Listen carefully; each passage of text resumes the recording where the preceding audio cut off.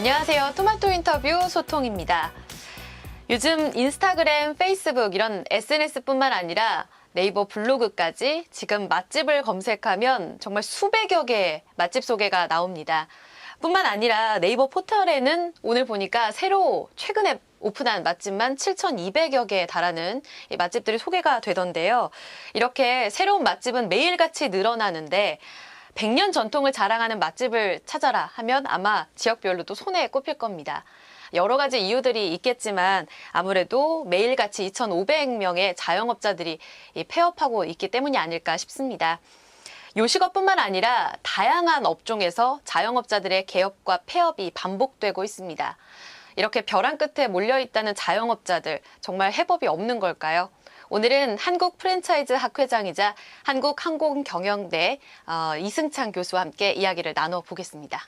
교수님, 안녕하세요. 안녕하세요. 네, 좀 심각한 문제이긴 합니다. 다양한 이야기를 좀 듣고 싶은데요. 일단 우리나라의 인구 대비 자영업자의 비중이 OECD 비중의 2배에 달한다고 하던데요. 네. 뭐 이런 문제는 많이 이제 언론 보도를 통해 나오고 있는데 이게 왜 이렇게 심각한 거고 문제가 되는 걸까요? 사실 그 개인이 국민 경제에서 한 축을 하면서 자영업자가 된다는 거는 우리 사회에서는 그 원해서 되기보다는 원치 않는 상황이 예상보다 빨리 돌발적으로 생기는 경우가 많지 않습니까? 네. 그런 경우가 왜 이렇게 요새 많이들 생길까 하는 생각이 들기 때문에 그 원인에 있어서는 여러 가지가 있겠지만 네. 아무튼 당장에 우리 사회가 OECD 기준보다 2배 혹은 3배로 많습니다. 왜 이런 상황이 되느냐? 우리 자본주의 경제가 아직은 투명하거나 안정적이지 못한 그런 자본주의 체제다고 생각이 됩니다. 이 그 국민 경제 거시적인 측면에 있어서 불안정성이 높기 때문에 네. 구조조정이 된다든지 아니면 자발적이라 하더라도 원치 않는 그런 자발성에 의해서 내몰리는 것이 아닌가 그렇게 보여집니다. 이 자영업자들의 창업률만큼이나 폐업률이 굉장히 높잖아요.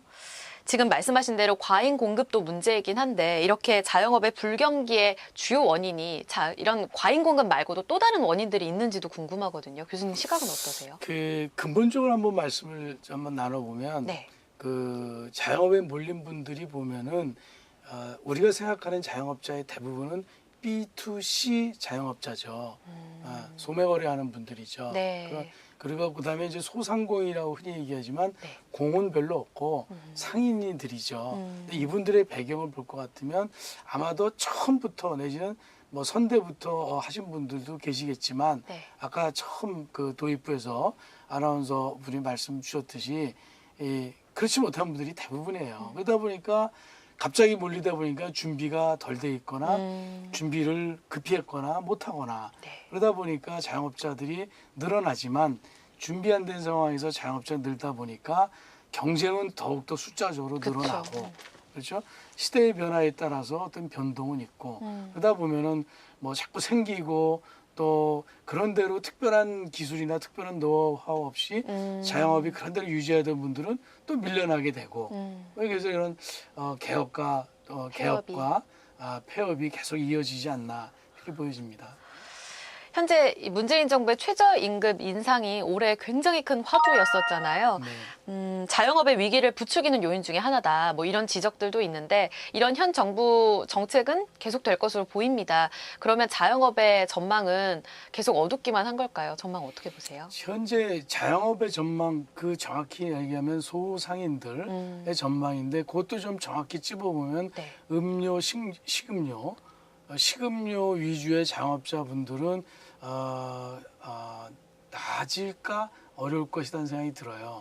왜냐하면 식음료에 자영업하신 분들이 대개가 노동 집약적이거든요. 네. 인건비 베이스로 하는 것이지 특별한 노하우나 특별한 어떤 그 남이 갖지 못하거나 따라오기 어려운 기술 혁신이나 기술 향상에서 베이스를 두고 한 거는 그렇게 많아 보이지는 않습니다. 그런데 거기에 이제 전체적인 규제에 의해서 임금이 올라가니까 네. 노동 집약적인 그런 자영업자분들께서는 아마 큰 대책을 좀 세우고 있거나 아마 굉장히 절망감까지 가질 상황이 아닌가 그런 생각이 듭니다. 업종을 불문하고 창업이나 프랜차이즈의 업에 있어서 좀 성공을 좌우할 수 있는 요인은 어떤 게 있을까요?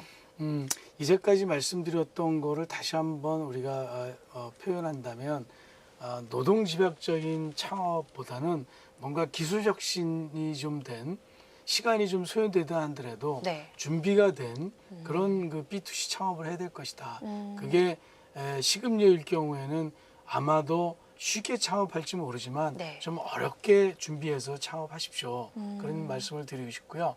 혹시 또 프랜차이즈 관련된 창업을 하고 원하신다면 광고나 영업 위주의 프랜차이즈 본사보다는 진정하게 서비스나 아니면 상품 자체의 준비가 경쟁력 있게 많이 되어 있는 그런 업체를 고르셔야 되는데 그 또한 어떻게 고를 건가 하는 게 질문이실 텐데 네. 가맹점주 입장에서 고르지 마시고 예. 소비자 입장에서 한번 골라보십시오. 소비자 입장에서 고른다는 얘기는 이 브랜드 프랜차이즈는 내가 소비자 입장에서 저쪽 거보단 이쪽 게 좋을 것 같아. 가성비가 높아. 그리고 여기는 괜찮네. 근데 왜 광고 안 하지? 라고 생각하는 그런 거요.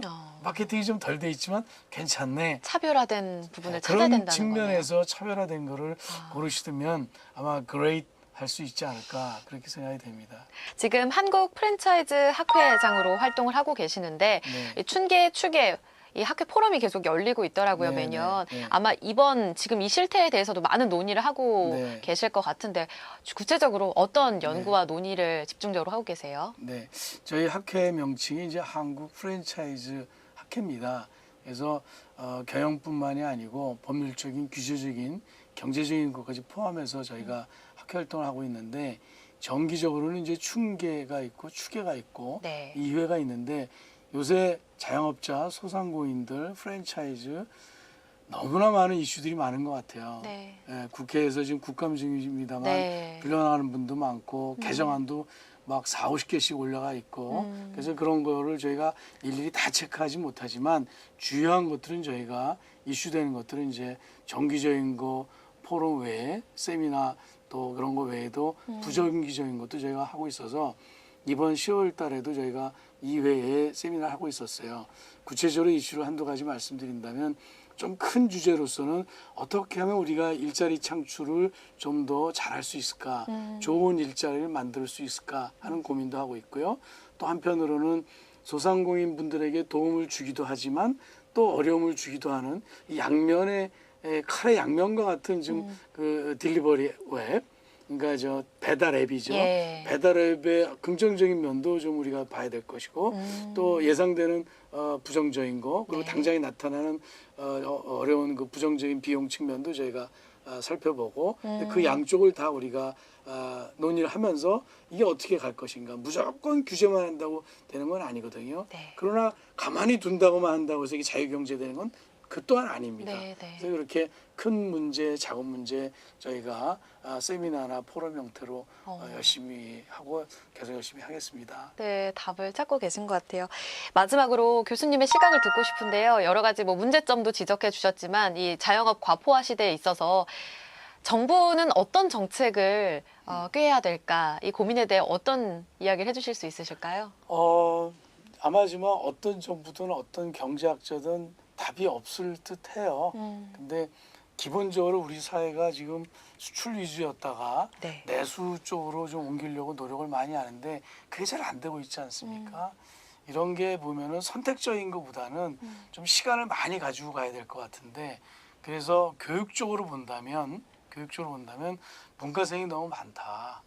그리고 그다음에 노동시장의 측면에서 본다면 노동의 유연성이 너무 떨어진다. 이 지표만이라도 좀 개선해 본다면 지금 우리 사회에서 취업하기 너무 어렵죠. 한번 취업하면은 해고될까봐 또 구조조정 될까봐 굉장히 조심 많이 하죠. 또 노조나 아니면 노조 설립이 자꾸 늘어나오죠. 기존 노조는 점점 더 강경해질 수밖에 없죠. 왜 이런 문제가 다 복합적으로 되고 있느냐? 저는 한 가지라고 봐요. 노동의 유연성이 떨어졌다.